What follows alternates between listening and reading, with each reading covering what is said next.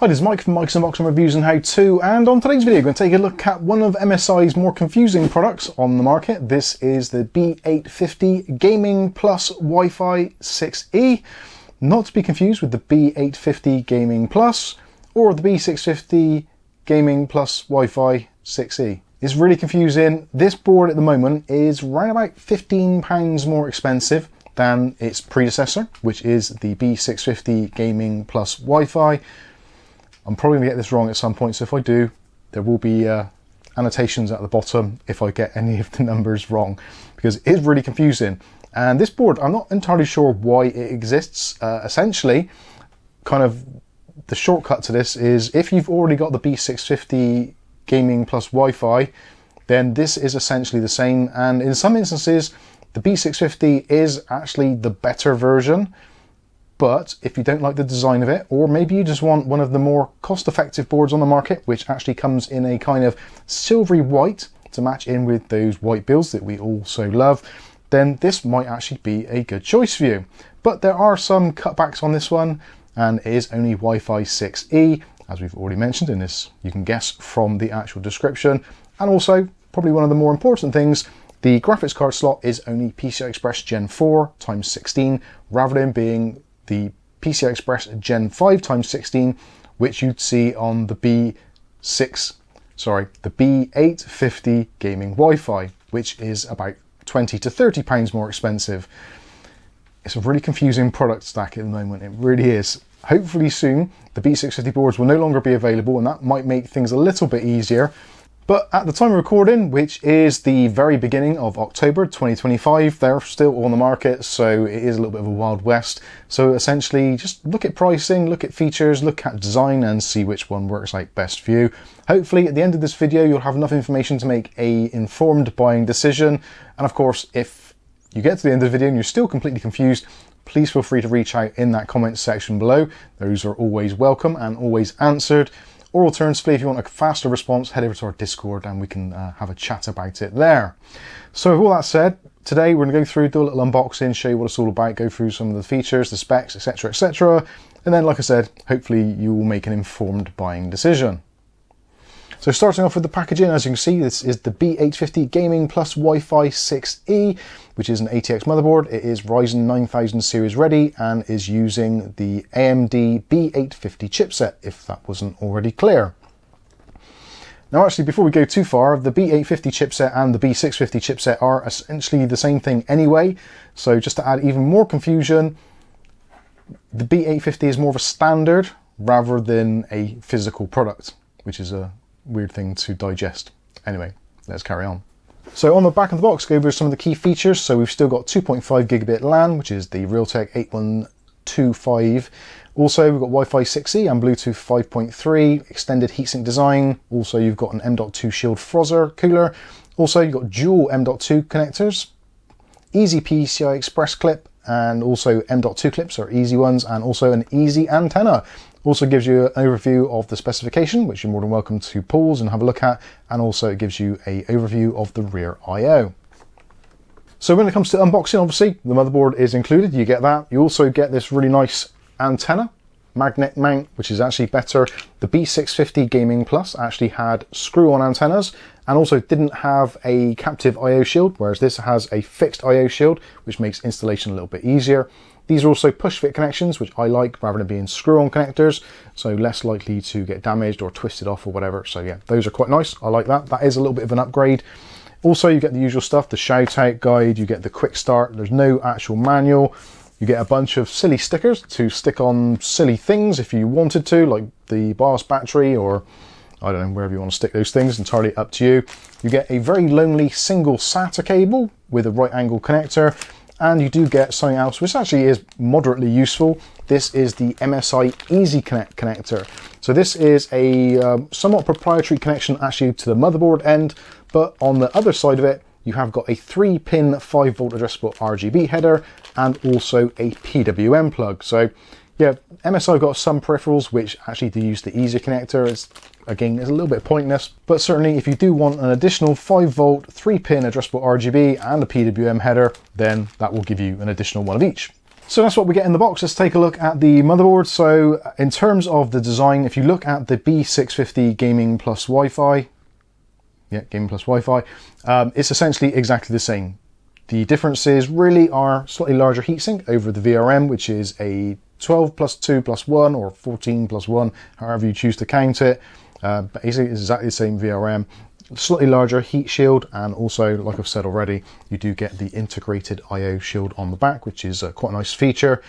When it comes to the actual design and layout, it is, pretty much, other than being a different color, it's the same layout entirely, which isn't a bad thing.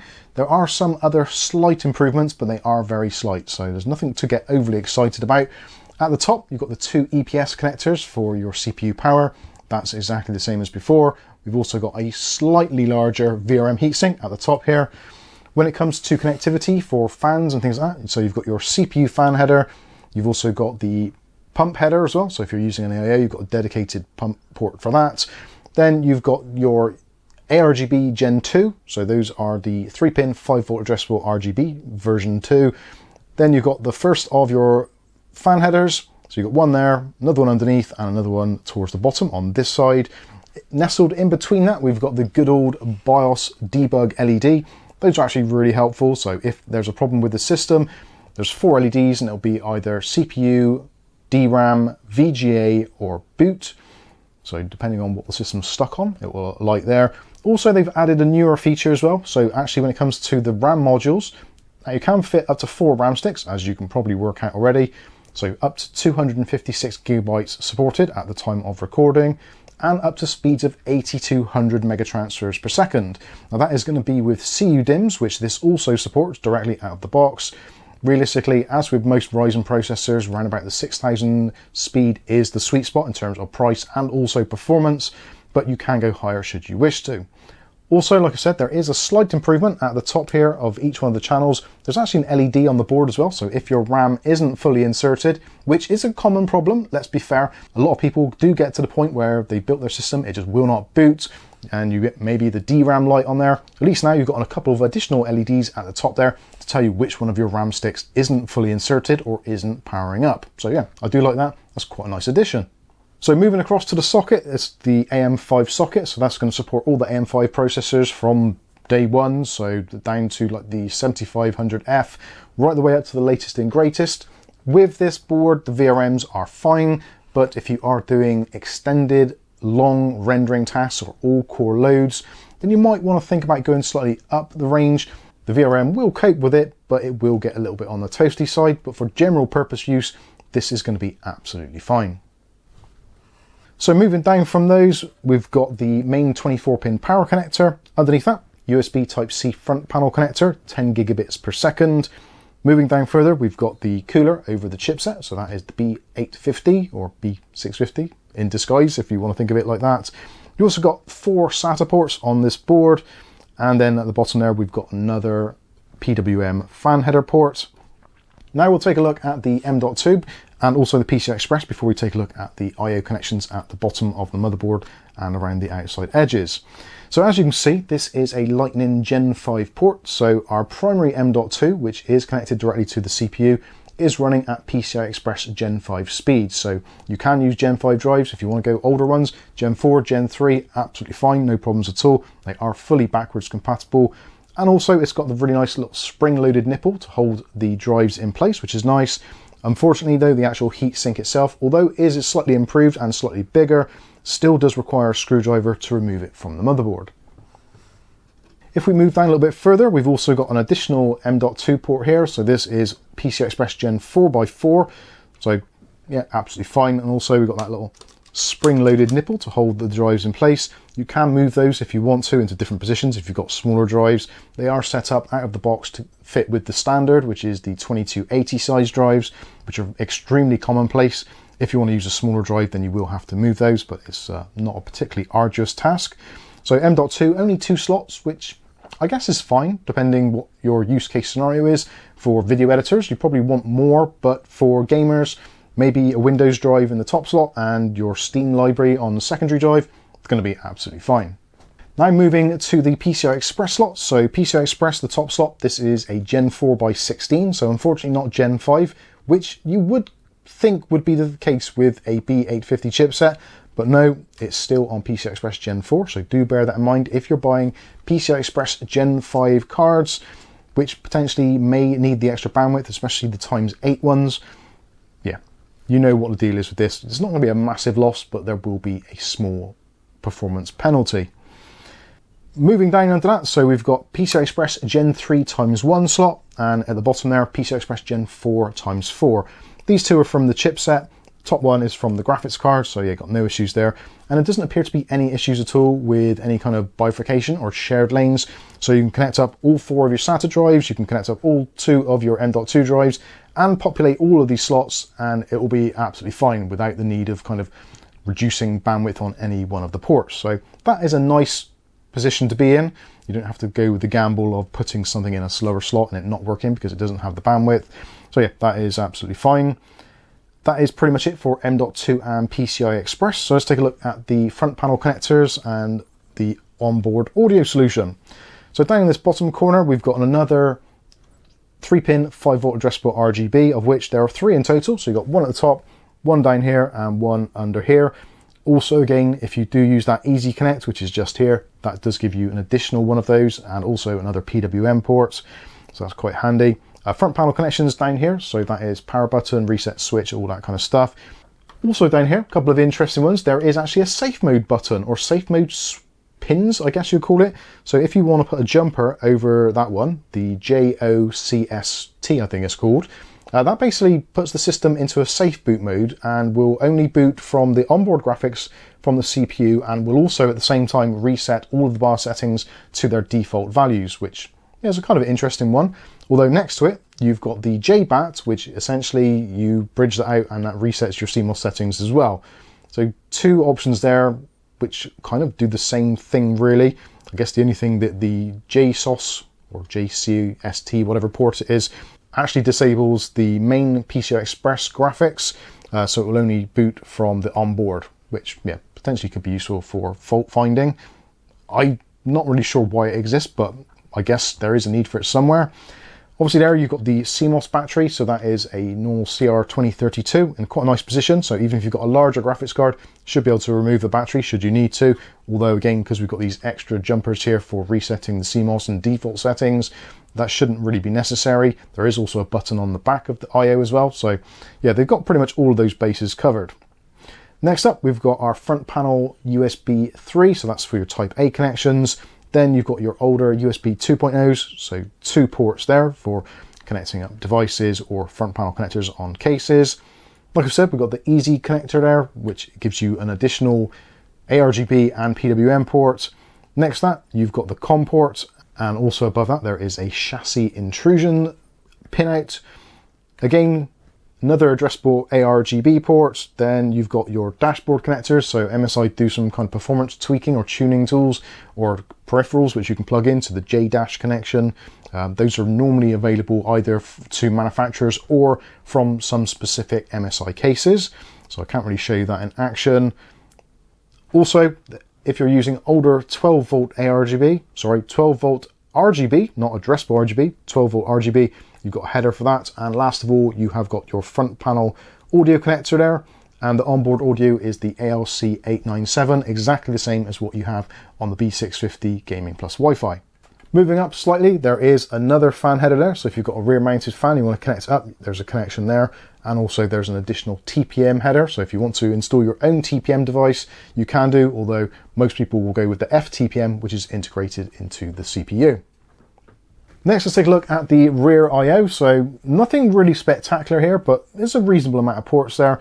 So starting off, you've got your BIOS flashback button and also the CMOS reset button. To reset the CMOS, press and hold for about 5 to 10 seconds, and it will reset the CMOS to the default values for the particular BIOS you have installed. Also, the BIOS flashback button, we've done a separate video on that, very easy to do. We've seen that lots of times before, quite handy for flashing the BIOS. You've got a display port and also an HDMI port, both of which will support 4K 60Hz from the integrated APU if you have one, or if you're using a normal Ryzen desktop processor, they have a very weak onboard VGA device, which you can use just to get an output. Not really suitable for everyday use. Some people do, but it's just a very, very weak APU. Next up, 2.5 gigabit Ethernet, so that's the Realtek RTL 8125, as we've said previously. Then you've got some USB ports, so all the red color coded ones, and also the USB Type-C, all of which 10 gigabit per second, which is actually a slight downgrade because on the B650 Gaming Wi-Fi, the USB Type-C is actually a 20 gigabit per second. So they've actually degraded that down to 10 gigabit per second. Potentially that is why we don't have some of that bifurcation or lane sharing going on as we had previously on the B650. So yeah, slightly interesting, a little bit of a downgrade, but actually makes things a little bit simpler at the same time. Next, we've got 4 USB Type-A ports. Those are all 5 gigabit per second. And we don't have any USB 2.0s. Those are only from the headers on the motherboard itself. Next, we've got our Wi-Fi 6E. Again, nice and simple, nice and easy to plug in. And another slight downgrade is with the audio solution. Although we've got the same audio codec and chip, this actually only has 3 outputs on it. So you've got your line, your speakers, and also your microphone. Whereas on the other board, the B650 Gaming Plus, that was actually a 6-channel output. Not many people using analog audio these days, especially with multiple outputs. So I think that is absolutely fine. I think it's the same audio technically in terms of sound quality. So yeah, no problems at all. It's a reasonably nice I/O. You've got 8 USB ports, so I think that should be enough for most people. So there you go. There is a look at the most confusing motherboard in a long time, the MSI B850 Gaming Plus Wi-Fi 6E. I know there's going to be lots of confusion with this, especially when it comes to doing BIOS updates, because obviously when you type into Google B650 or B850 Gaming Plus, at the moment there's at least 4, maybe 5 different models. I think there's actually going to be, or there is already, a rear connect version of this as well. So for those of you wanting a rear connect setup, the Project Zero style, then that's going to make things even more confusing, although technically that is just different ports on the back, but it should be the same BIOS. But yeah, it is getting very confusing. I wish they'd have come up with a new name for this. It kind of makes sense that because this board is effectively a B650 Gaming Plus, the obvious solution would be to just change it to B850 Gaming Plus and Wi-Fi 6E to say, right, this is the 6E version, not the 7 version. Like I've already said, or I think I've said, the B850 Gaming Plus is a Wi-Fi 7 and also has 5 gigabit Ethernet on it. And it costs about £30 more. Slightly better VRM solution, slightly better cooling, and also more PCI Express slots. So yeah, very confusing. Like I've already said, if you have any problems making up your mind which board you want to go for, let us know in that comments section below, or alternatively head over to our Discord.